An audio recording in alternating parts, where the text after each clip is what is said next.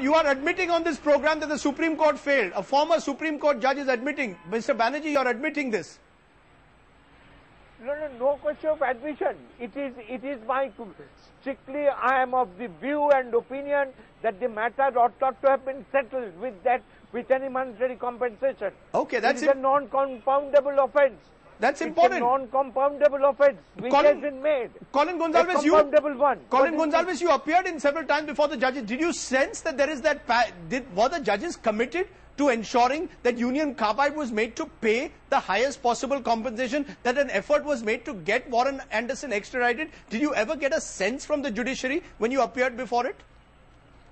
Rajdeep, I never appeared in this case, and I never said that I appeared in this case. Right. Though I've studied the judgment, so I know the situation. The victims of Bhopal for 25 years before the Supreme Court, in case after case, protested the meager quantum of compensation. They were let down by the Supreme Court, and there's a finding of the Supreme Court, which is that the amount is fair, just, and reasonable. And that's the awful, sad thing about the Supreme Court approach to this case, that they upheld the miserly, the petty amounts given to these people. And one more thing, Rajdeep, this is not a tragedy. Yes. This is not a disaster. This is the largest corporate crime in the history of the democratic world. And you have punishment of this kind. Let's not call it a disaster or a tragedy. That happens when people are affected by something they have no control over. This is a massive corporate crime. You know, as Suhail said, as Colin says, it's a massive corporate crime. But the fact is that corporate India, and there are respected leaders. Keshav Mahindra is a respected leader. Do you believe that someone like Keshav Mahindra, who's a respected corporate leader, should have perhaps done much more than he eventually ended up doing? That he didn't realize the gravity of what had happened and perhaps needed to empathize a bit more?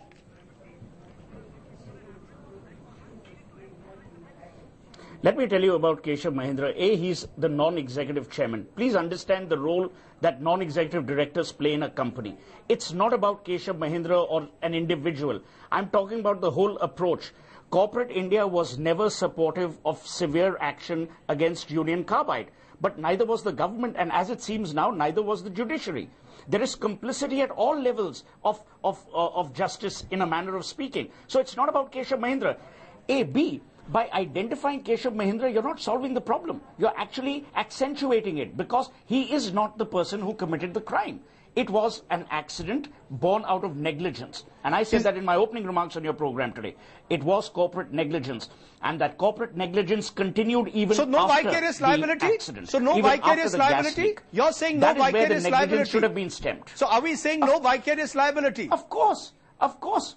No, but this is your and my government. But listen, Rajdeep, it is your government and my government which settle for peanuts for our brethren, for our countrymen.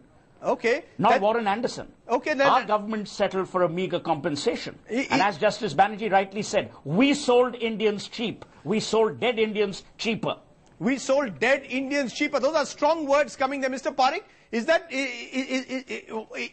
what's the way forward? Is there a road ahead at all? Or is it 26 years have already gone? Today when I heard Rashida B saying we'll go to the High Court, Supreme Court, how long can they continue this fight? Should the Prime Minister be intervening? Let me tell you, as far as the compensation is concerned, the settlement was accepted, and the government, on the basis of parents' patria doctrine, said that we owe the responsibility. And still, let me tell you, out of 22,000 people who have died, only 5,000 have received compensation, 17,000 are still before the Supreme Court, and out of 10,000, 10 lakhs, 5 lakhs who received, rest of them are before the Supreme Court. Therefore, government should take the responsibility of paying adequate compensation to them.